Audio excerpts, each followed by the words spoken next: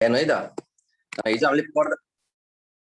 हिजो हामीले पढिरहेको बेलामा चाहिँ यो हिजो मलाई यो क्वेसन सोध्दाखेरि चाहिँ एकजनाले सोध्नु भएको थियो क्या होइन डाइरेक्ट वेजेसको बारेमा भन्ने कुरा सोध्नु भएको थियो। डाइरेक्ट वेजेस म फेरि एकचोटि भन्दैछु यहाँनिर डाइरेक्ट वेजेस भन्ने कुरा प्रोडक्सन डिपार्टमेन्टमा राखिँदैन। हेर्नुहोस् है यो के भयो त डाइरेक्ट वेजेस कहाँ राखिएको छैन, यो प्रोडक्सन डिपार्टमेन्ट ए र बीमा राखिएको छैन तर सर्भिस डिपार्टमेन्टमा राखिएको छ। अब ए र बीमा राख्नु नराख्नुको अर्थ के हो भने डाइरेक्ट वेजेस भनेको कुन खर्च हो भन्नुस् त, ओभरहेड हो कि होइन? यो डाइरेक्ट वेजेस भनेको ओभरहेड हो कि होइन? यो ओभरहेड होइन। ओभरहेड नभएपछि हामीले केमा राख्दैनौँ? ए र बीमा राख्दैनौँ। अब पढ्नुस् न माथि ओभरहेड डिस्ट्रिब्युसन समरी भनेको छ यहाँ। ओभरहेड डिस्ट्रिब्युसन समरी भनेकै के हो त भन्दाखेरि ओभरहेडहरूलाई राख्ने हो। तिनीहरूले डाइरेक्ट वेजेस भनेको ओभरहेड होइन, तिनीहरूले हामीले ए र बीमा नराखेको, प्रोडक्सन डिपार्टमेन्टमा नराखेको। तर अब क्वेसन के आउँछ भने फेरि डाइरेक्ट वेजेस यहाँ राखिँदैन भने फेरि यहाँ किन राखिन्छ त? सर्भिस डिपार्टमेन्टमा किन राखिन्छ त? किन राखिन्छ भन्दाखेरि डाइरेक्ट वेजेस सर्भिस डिपार्टमेन्टमा राख्नुको अर्थ चाहिँ के हो भने सर्भिस डिपार्टमेन्टमा भएका खर्चहरू सबै के गर्नुपर्छ भन्दाखेरि हामीले पछि प्रोडक्सन डिपार्टमेन्टमा लगेर बाँड्नु पर्ने हुन्छ। त्यो बाँड्नु पर्ने भएको कारणले गर्दाखेरि हामीले के गरिन्छ भन्दाखेरि यो डाइरेक्ट वेजेसलाई राख्ने गर्ने गरिन्छ भन्ने कुरा बुझ्नु पर्यो है। फेरि एकचोटि के रहेछ भन्दाखेरि प्रोडक्सन डिपार्टमेन्टमा नराख्नुको अर्थ के हो भन्दाखेरि यो भनेको ओभरहेड डिस्ट्रिब्युसन समरी हो अथवा डाइरेक्ट वेजेस भनेको ओभरहेड होइन। त्यही कारणले गर्दाखेरि यो प्रोडक्सन डिपार्टमेन्टमा राखिँदैन।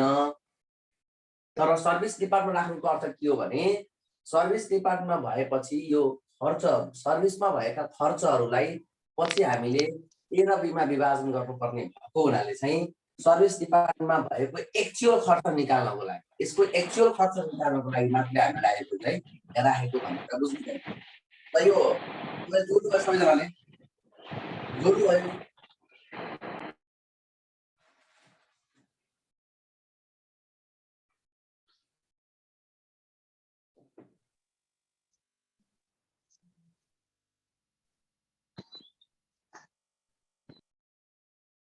यो क्वेसन गर्नुभयो हिजो मैले यो बाँकी छोडेर तपाईहरुले यो जोड्नुस् भनेर छोड्दिएको थिएँ। जोड्न त जोडिसकेन। ल जोड्नुस् त कति आउँछ रहेछ? टोटल 42,000। कति? 42,000। यहाँ हैन? हजुर। 42,000 अनि 19,500 भइसक्यो। 10,250 बी को टोटल। कति? 10250 250 अनि अर्को 12250 12250 हैन? यो भनेको हो, यो भनेको त हाम्रो लागि टोटल कस्ट भयो। यो भनेको हाम्रो टोटल भयो है। र अब यहाँ हेर्नुस् है, हिजो क्वेशनमा गरिरहेको छु, हिजो क्वेशन हो यो गरिरहेको। अब हिजो क्वेशनमा म तपाईलाई फेरि एकचोटि रिपिट गरिदिन्छु नि र। हिजो क्वेशनमा हामीले के थियो भन्दाखेरि यहाँनिर यो क्वेशनमा हामीलाई दिएको के थियो भन्दाखेरि माथि चाहिँ हामीलाई दिएको थियो एउटा ओभरहेड कुरा दिएको थियो। ओभरहेडमा के पर्यो? रेन्ट पर्यो, सुपरभाइजर स्यालेरी पर्यो, पावर एक्सपेन्स पर्यो, डिप्रेसन पर्यो, माथि दिएको थियो क्वेशनले।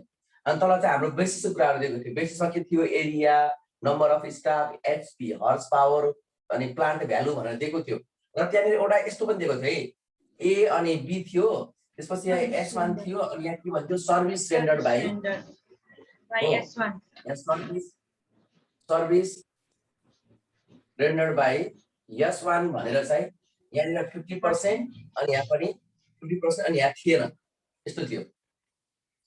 अब यस्तो भन्नुको अर्थ के हो त भन्दाखेरि सर्भिस डिपार्टमेन्टको जुन खर्च छ अथवा सर्भिस डिपार्टमेन्टले गर्ने खर्चहरू कसको लागि हो त?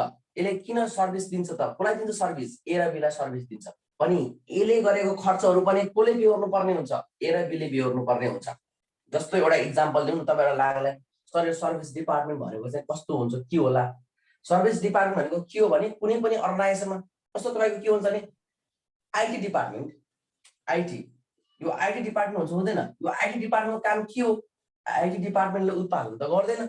आईटी डिपार्टमेन्ट के गर्छ भन्दाखेरि आईटी डिपार्टमेन्टले अरु डिपार्टमेन्टलाई सहयोग गर्ने काम गर्छ। जस्तो चाहिँ कुनै त्यस्तो चाहिँ काम गर्ने क्रममा कुनै प्रोसेसमा त्यस्तो चाहिँ समस्याहरू आइदियो भने आइटीले सल्भ गर्नु त्यसलाई। यसले त आइटी डिपार्टमेन्ट भनेको नै के हो त सर्भिस डिपार्टमेन्ट हो। अथवा अरू पनि हुन सक्छन्, स्टोर डिपार्टमेन्ट, यो आइटी डिपार्टमेन्ट भयो, स्टोर डिपार्टमेन्ट भयो, अनि त्यसैगरी के हुन सक्छ एचआर डिपार्ट भयो, एचआर डिपार्ट, यो पनि के हो त भन्दा यो सबै के हो त सर्भिस डिपार्टमेन्ट के सबै। त्यसले के कुरा बुझ्नु पर्यो भने सर्भिस डिपार्टमेन्टले गर्ने जुन खर्चहरू छ नि त्यो खर्च भनेको उत्पादनलाई सहयोग गर्ने कामको लागि गर्छ। उत्पादनमा डाइरेक्ट इन्भल्भ हुँदैन, उत्पादनको लागि सहयोग गर्ने काम गर्छ। त्यही कारणले गर्दाखेरि यिनीहरूमा भएको खर्चलाई हामीले प्रोडक्सन डिपार्टमेन्टमा विभाजन गर्नुपर्ने हुन्छ है त। अनि अब यहाँ 50% 50% भनेको छ नि, अब यो भनेको छ नि यसले के भनेको भन्दाखेरि अब हामीले यहाँ रिएप्रोक्सिमेन्ट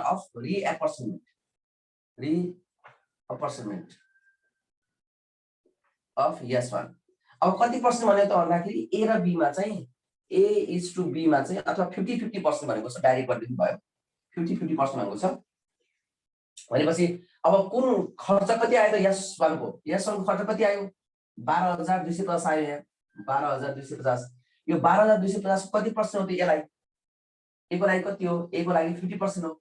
12,250 को कति पर्सेन्ट त 50% हो। ल निकाल्नुस् कति आउँछ यो 6,125 हैन 6,125 आयो। अनि बी को लागि कति आयो त बी को लागि पनि सेम हो इन्टु 50% 6,125 नै आयो 6,125। ल यसरी चाहिँ हाम्रो के भयो त नि अब के भयो त सर्भिस डिपार्टमेन्टको खर्चलाई हामीले कहाँ विभाजन गर्यो त सर्भिस डिपार्टमेन्ट खर्चलाई हामीले ए र बी मा विभाजन गरियो। ए र बी मा सर्भिस डिपार्टमेन्ट खर्चलाई विभाजन गरियो र अब सर्भिस डिपार्टमेन्ट खर्च कति हुने भयो त 0 हुने भयो। यो खर्च सबै शिफ्ट कहाँ भयो, यो शिफ्ट भयो त ए र बी मा शिफ्ट भयो तर यो खर्चलाई हामी कति लेख्छौँ 0 भयो, यो 0 भयो, यो निल भयो, यसमा हुँदैन। अब हाम्रो चाहिँ ए र बी मा खर्च कति आउने भयो त भन्दाखेरि 19,625 भनेपछि अब 25,625 र अर्को चाहिँ कति आउने भयो त 16,375 16,375। ल यसरी चाहिँ हाम्रो के भयो त भन्दाखेरि टोटल खर्च चाहिँ ए र बी मा राखियो। अब म भन्छु तपाईलाई अब यदि हामीले S1 मा डाइरेक्ट वेजेस नराखेको भए S1 मा डाइरेक्ट वेजेस यो 2,000 नराखेको भए त यहाँ कति आउँथ्यो 2,000 ले कम आउँथ्यो नि त। यहाँ 10,250 हुन्थ्यो अनि 10,250 भएको भए 10,250 लाई यहाँ र यहाँ विभाजन गरेर राखिन्थ्यो र कति रुपैयाँको एमाउन्ट चाहिँ हाम्रो खर्चको रूपमा देखिदैन थियो भन्दाखेरि 2,000 रुपैयाँ त हाम्रो यो सर्भिस डिपार्टमेन्ट खर्च त बाँकी नै रहिरहेको थियो। त्यो बाँकी नै रहिरहेको अर्थ के भयो भने त्यो खर्चलाई अब हामीले चाहिँ के गरिन थियो भन्दाखेरि त्यो छुटे हुन्थ्यो र त्यो खर्चलाई हामीले यो डिपार्टमेन्टमा नराखेपछि चाहिँ हाम्रो एक्चुअल खर्चको रूपमा चाहिँ आउन थियो। त्यही कारणले गर्दाखेरि हामीले जहिले पनि बुझ्नुपर्ने कुरा के हो भने सर्भिस डिपार्टमेन्टको खर्चलाई चाहिँ सर्भिस डिपार्टमेन्टको जुनसुकै खर्चलाई हामीले के गर्छौँ भन्दाखेरि युज भनेर राख्छौँ। सर्भिस डिपार्टमेन्टको जुनसुकै खर्चलाई पनि हामीले केमा लिएर राख्छौँ भन्दाखेरि यो प्रोडक्सन डिपार्टमेन्टले चाहिँ के अरे प्रोडक्सन डिपार्टमेन्ट लिएर बाँड्नु पर्ने भएको हुनाले चाहिँ डाइरेक्ट वेजेस जहिले पनि के आउँछ सर्भिसमा हुन्छ नै तर प्रोडक्सन डिपार्टमेन्टमा चाहिँ हाम्रो के हुँदैन डाइरेक्ट वेजेस हुँदैन है त।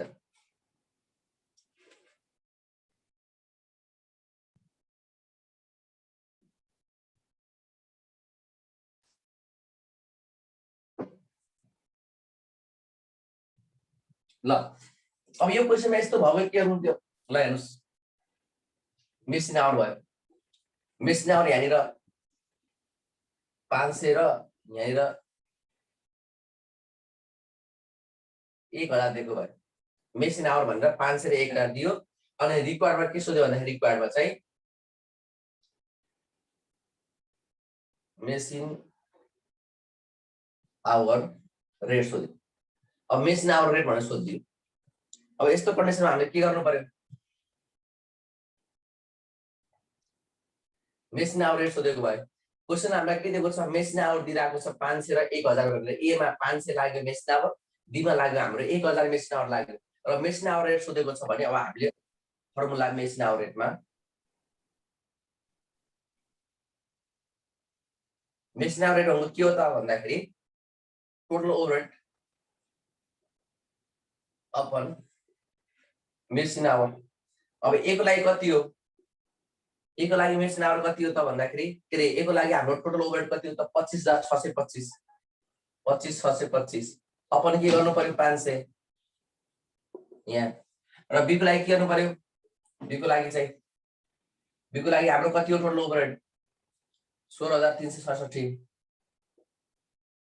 16,375 अपन के गर्नु पर्यो 1,000। ल अब यो जति आउँछ नि यसको रेट, त्यो रेट भनेको हाम्रो के भयो त भन्दाखेरि 1 घण्टा मेसिन चले बापत चाहिँ कति लाग्छ भन्दाखेरि हाम्रो चाहिँ यति चाहिँ हाम्रो के लाग्ने भयो त रेट लाग्ने भयो है त। यो कुरा चाहिँ हामीले बुझ्नु पर्छ। ल निकालेर पनि आउँछु।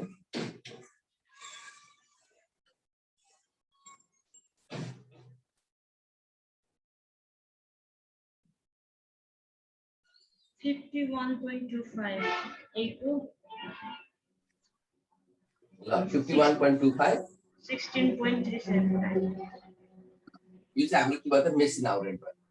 भने हामीले यो क्वेशनबाट के कुरा बुझ्यौं अथवा के कुरा चाहिँ हामी जान्यौं भन्दाखेरि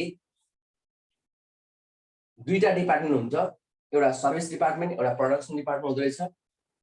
अनि सर्भिस डिपार्टमेन्ट र प्रोडक्सन डिपार्टमेन्टमा हामीलाई क्वेशनले के दिएको हुन्छ भने दुईटा स्टेपमा क्वेशनले विभाजन गरेको हुन्छ। दुईटा स्टेप हुन्छ क्वेशन। एउटा स्टेप के हुन्छ भने माथिपट्टि वा तलपट्टि के दिएको हुन्छ भने हामीलाई चाहिँ खर्चहरू दिएको हुन्छ, ओभरहेडहरूको शीर्षकहरू दिएको हुन्छ, टाइटलहरू दिएको हुन्छ, जस्तै रेन्ट, इलेक्ट्रिसिटी एक्सपेन्सेस वा चाहिँ पावर एक्सपेन्सेस भनेर दिएको हुन्छ। र अर्कोतिर चाहिँ के दिएको हुन्छ भन्दाखेरि नन फाइनेन्सियल कुराहरू दिएको हुन्छ, जस्तो कि number of labour, machine hour वा एरिया अकुपाइड, यस्ता कुराहरू दिएको हुन्छ। र हामीले के कुरा बुझ्नु पर्यो भने एउटा बेसिस हो र एउटा चाहिँ आइटम हो भनेर बुझ्नु। र त्यसलाई के गर्नुपर्ने हुन्छ भने एउटा ओभरहेड डिस्ट्रिब्युसन सम भनेर चाहिँ व्यक्त गर्नुपर्ने हुन्छ। र त्यहाँ बुझ्दाखेरि लेख्दाखेरि हामीले सबभन्दा पहिलो कुरा ख्याल के गर्नुपर्ने हुन्छ भने डाइरेक्ट खर्चहरूलाई चाहिँ सर्भिसमा मात्रै राख्ने गर्नुपर्छ। डाइरेक्ट वेजेस हुन सक्छ, डाइरेक्ट लेबर डाइरेक्ट मेटेरियल हुन सक्छ, डाइरेक्ट एक्सपेन्सेस हुन सक्छ। त्यस्ता खर्चहरूलाई हामीले के मात्र राख्ने भन्दाखेरि सर्भिसमा मात्र राख्ने र प्रोडक्सन डिपार्टमेन्टमा नराख्ने गर्नुपर्छ। र यसरी चाहिँ हामीले यो क्वेशनलाई सल्भ गर्नुपर्ने हुन्छ। र लास्टमा चाहिँ हाम्रो के हुन सक्छ भने क्वेशनले रिएप्रोचमेन्टको बेसहरू दिएको हुन्छ। रिएप्रोचमेन्टको बेसहरू दिएको हुन सक्छ। त्यो रिएप्रोचमेन्टको बेसहरू भनेको कस्तो भन्दाखेरि जस्तो कि यसमा के भनिदियो 50% भनिदियो। अब हामीले के गर्यो 50% को दरले चाहिँ हामीले यसलाई विभाजन गरियो। र कहिलेकाहीँ के पनि दिन सक्छ भन्दाखेरि यहाँनिर चाहिँ यहाँनिर के भन्न सक्छ भन्दाखेरि सर्भिस रेन्डर बाई यसमा नभनेर चाहिँ अब 3:2 को आधारमा विभाजन गर भनेर पनि भन्न सक्छ क्वेशनमा डाइरेक्ट 3:2 को आधारमा विभाजन गर्ने हो। यो भनेको ल मलाई यो भन्नुस् त सेकेन्डरी डिस्ट्रिब्युसनको मेथड के थिए? सेकेन्डरी डिस्ट्रिब्युसनको मेथड के थिए?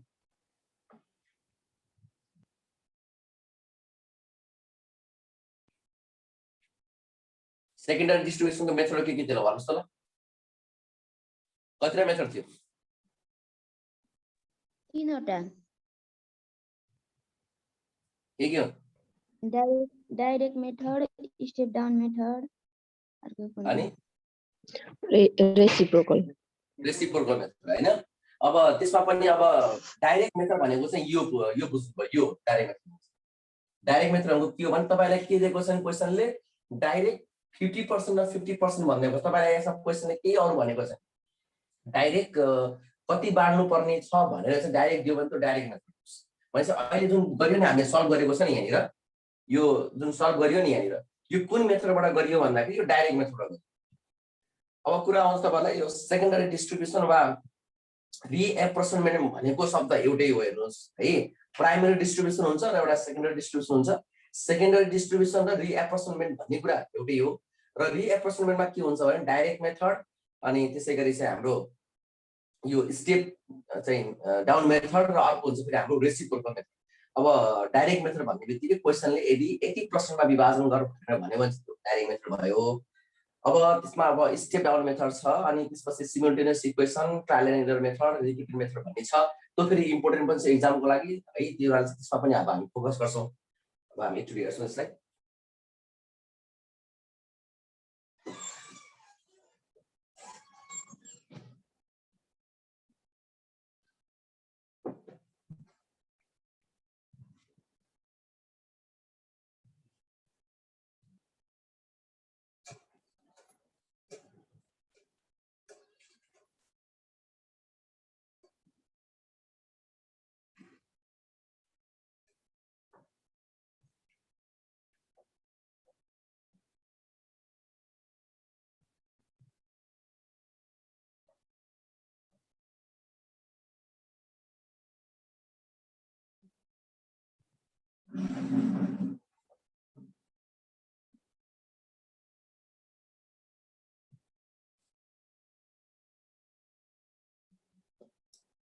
ल अब हामी फेरि एउटा क्वेशनलाई फेरि लिएर क्वेशन गर्छौं है।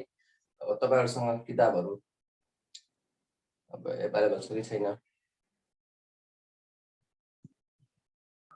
कति नम्बर भन्नुभयो सर? ल म एकचोटि त एक किताब हेरेर भन्छु। तपाईहरुसँग किताब सबैजनासँग कुन पब्लिकेसन छ? अस्मिता सर हामीसँग ए अस्मिताको पब्लिकेसन छ है? ल ल म किताब रश्मिका छ सर, रश्मिका। ड्रिमल्यान्ड को छ सर मसँग।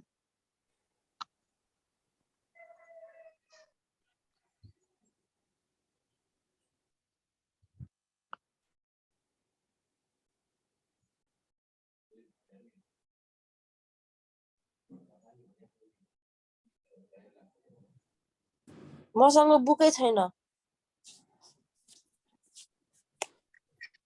कलेजमा किन्न भने किन्नु पर्यो नि। हजुरलाई किन्दिनु ल The following data were obtained from the books of Ratna Mechanical Company for the half year that ended on March 2074 भनेर भनेको छ। अनि यसमा प्रोडक्सन डिपार्टमेन्ट र सर्भिस डिपार्टमेन्ट भनेर दुईटा दिएको छ है। एउटा प्रोडक्सन डिपार्टमेन्टमा चाहिँ अटो, बल्ब र क्लच दिएको छ हामीलाई, तीनटा दिएको छ। प्रोडक्सन डिपार्टमेन्ट तीनटा छ अनि सर्भिस डिपार्टमेन्ट दुईटा छ, बाइनरी र डिजिटल भनेर चाहिँ हाम्रो सर्भिस डिपार्टमेन्ट छ। अनि माथि दिएको छ direct wages, direct material, employees भनेर नम्बर दिएको छ हेर्नुस् है।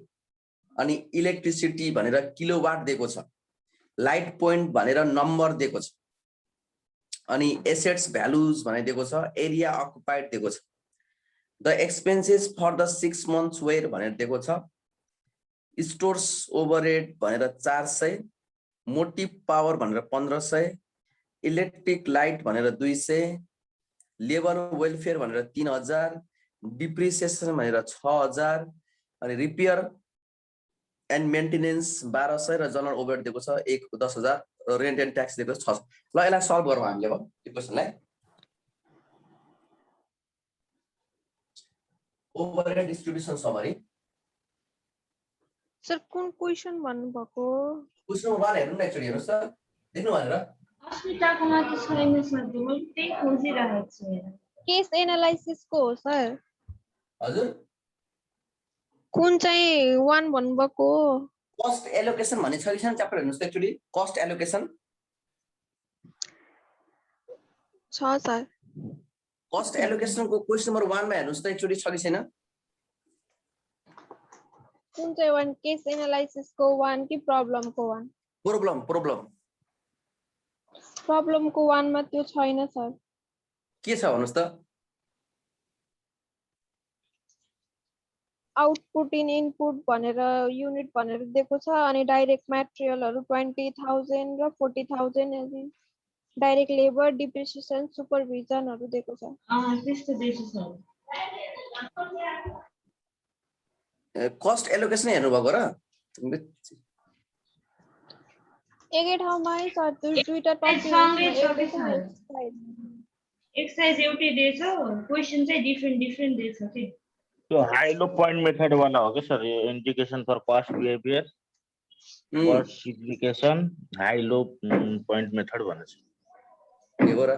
त्यो एउटा त्यो किताबको किताबमा खोज्दै आउनु त मेरो अलिक पुरानो किताब पढेको क्या हो, त्यो भित्र छ कि अब कता दिल छ एकचोटि हेर्नुस् त। मेसेन्जरमा पठाउनु त सर, ग्रुपको मेसेन्जरमा पठाउनु अनि खोजौँ। ल ल हुन्छ म अलि त्यसपछि म अहिले पठाउँला ल है। हेर्नु न फेरि यहाँ क्वेशनले गर्दा समस्या क्वेशन स्टार्टिङमा के हो सर? ठिकै छ। स्टार्टिङ